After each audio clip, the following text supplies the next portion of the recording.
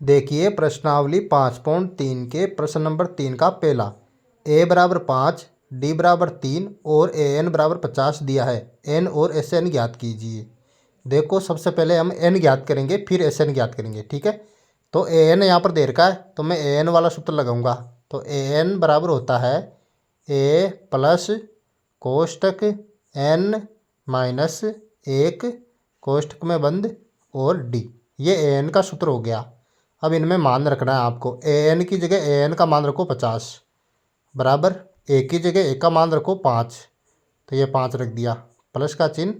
N हमें ज्ञात करना, तो एन की जगह एन ही रखो, माइनस का 1 और कोष्टक में बंद और डी की जगह 3 रख दो, ठीक है। अब देखो 50 की जगह 50।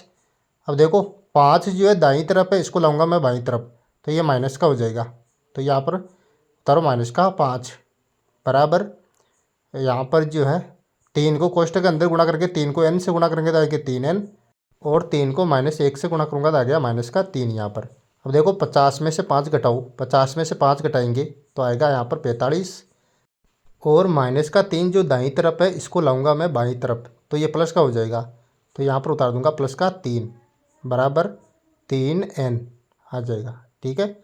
अब देखो 45 और 3 को हम जोड़ेंगे, 45 और 3 को जोड़ेंगे तो कितना आएंगे 48, तो ये यहाँ पर आ गए 48 बराबर 3n।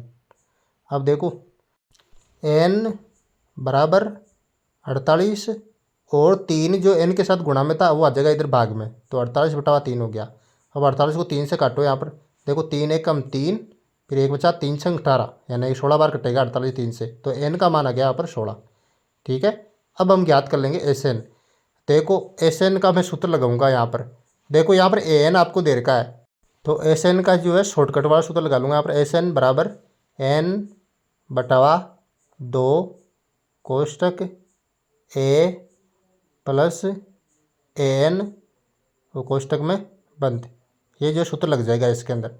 अब जो मान रखो इसमें बराबर एन का मान आया हमारे पास 16, तो एन की जगह रख दो 16 यहाँ पर, तो ये आ गया 16 बटे वे के अंदर 2 कोष्टक में बंद। ए की जगह रखो ए का मान 5 प्लस ए एन की जगह ए एन का मान रखो, ए एन का मान है यहाँ पर 50 कोष्टक में बंद। यहाँ पर जो है 16 को 2 से काटूंगा तो 8 बार कट जाएगा, ठीक है। अब देखो बराबर का चिन्ह 8 आ जाएगा यहाँ पर, और कोष्टक के अंदर मैं जोड़ दूंगा 5 और 50 को, तो 55 आएगा, तो कोष्टक के अंदर लिख दो यहाँ पर 55 कोष्टक में बंद। अब 8 को हम 55 से गुणा करेंगे, 8 को 55 से गुणा करेंगे तो आएंगे 440, तो ये जो है एस एन का मान आ गया यहाँ पर 440। इस प्रकार से जो है इस प्रश्न को आपको सॉल्व कर लेना है, वेरी सिंपल।